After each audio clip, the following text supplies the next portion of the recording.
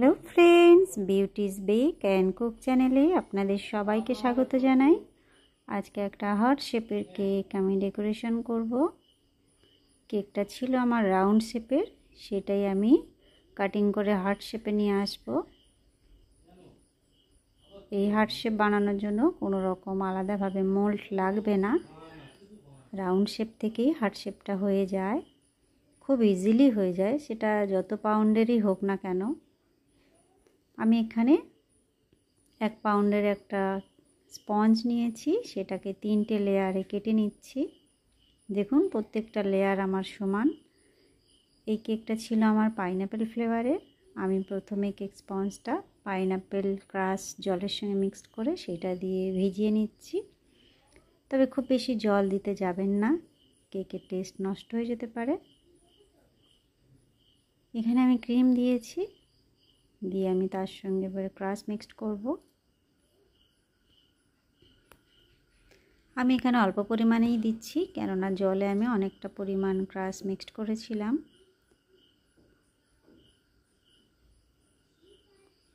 আমি এর উপরে সেকেন্ড লেয়ার দিয়েছি, দিয়ে একইভাবে কেক স্পঞ্জটা সোক করাচ্ছি।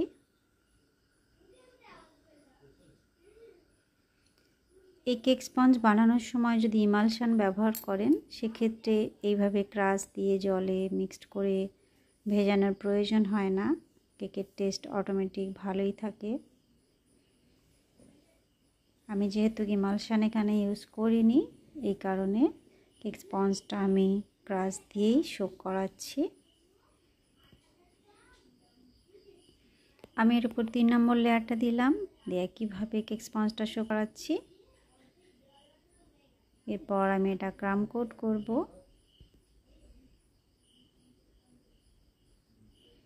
আমি ক্রাম কোটটা করে আধ ঘন্টার জন্য ফ্রিজে রেখে দেব কেকটা, কেননা হার্ট শেপ কাটিং করতে গেলেই একটা লেয়ার থেকে অন্য লেয়ারটা সরে যাওয়ার সম্ভাবনা থাকে।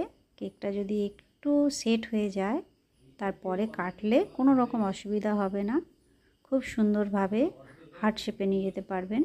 আমি কিভাবে হার্ট শেপ বানাচ্ছি দেখুন, উপর নিচে আর পাশাপাশি দুটো দাগ আগে দিয়ে নিলাম।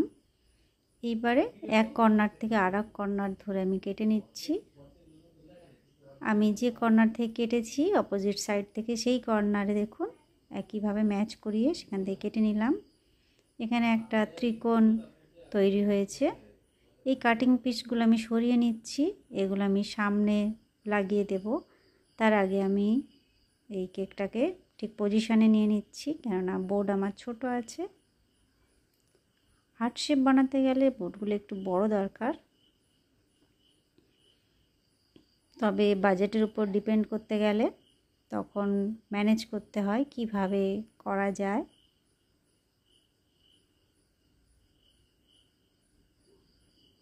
আমি কাটিং পিসগুলো সামনের দিকে লাগিয়ে দিচ্ছি। এইভাবে লাগাতে যদি অসুবিধা হয় সামান্য একটু ক্রিম লাগিয়ে নিয়ে তারপরে লাগাবেন, তাতে খুব ইজিলি এর সঙ্গে এটা জুড়ে যাবে।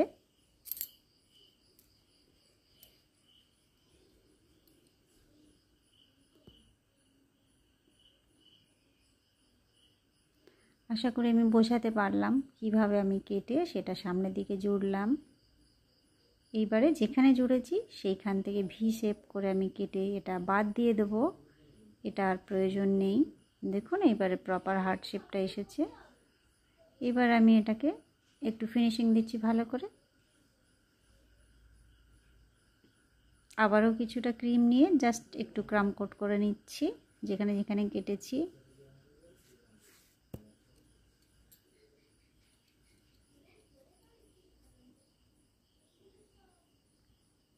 আমি এবার ফাইনাল লেয়ার দিচ্ছি। এটা হচ্ছে আমি ক্রিমে ইয়েলো কালার মিক্সড করেছি, কেকটা আমি লাইট ইয়েলো কালারে করব।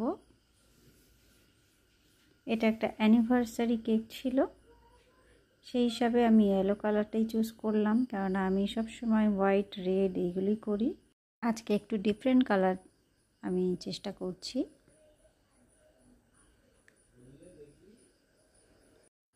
হার্ট শেপ কেক ফাইনাল লেয়ারের সময় একটু টাইম নিয়েই করতে হয়, কেননা প্রপার ফিনিশিং আনা একটু ডিফিকাল্ট হয়ে যায়। একটু টাইম ধরেই করতে হবে। রাউন্ড শেপের থেকে হার্ট শেপটা করা একটু বেশি টাইম লাগে।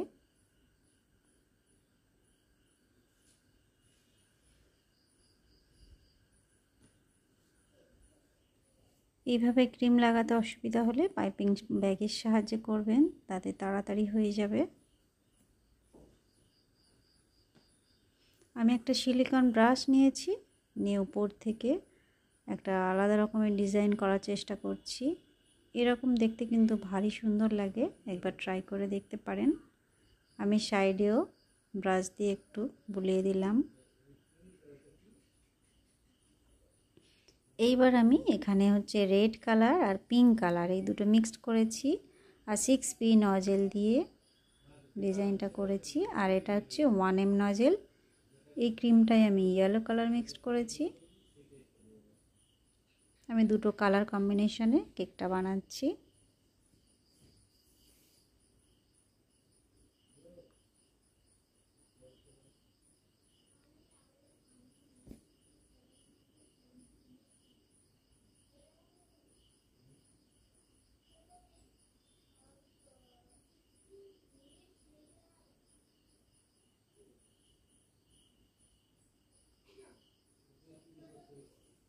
ব্যাস ডিজাইনটা আমার হয়ে গিয়েছে। এবার আমি বর্ডার করছি। আমি একটা মিডিয়াম সাইজের স্টার নজেল নিয়েছি, নিয়ে সাইডে বর্ডারটা দিয়ে নিয়েছি, জাস্ট প্রেস করছি।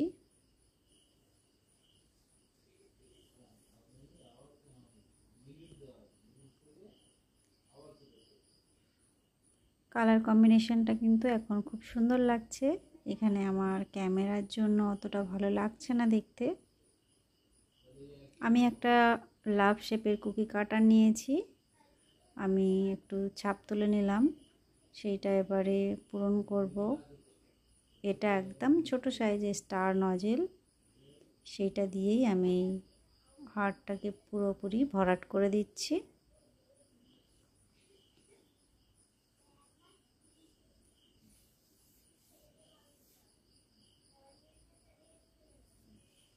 আমি ডবল করে দিচ্ছি এর উপরে, যেন একটু উঁচু থাকে হার্টটা। একেবারে ফ্ল্যাট থাকলে দেখতে অতটা ভালো লাগছিল না, এই জন্য আমি একটু উঁচু করে দিলাম।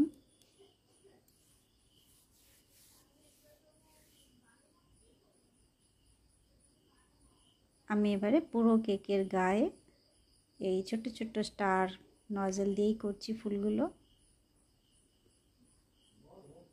এতে কিন্তু কেকের লুক অনেক সুন্দর লাগছে।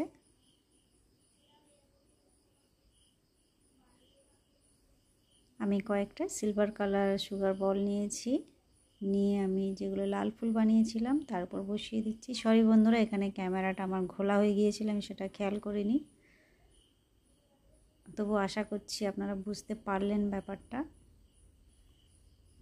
আমি হার্টের উপরেও কয়েকটা দিয়ে দিলাম সুগার বল।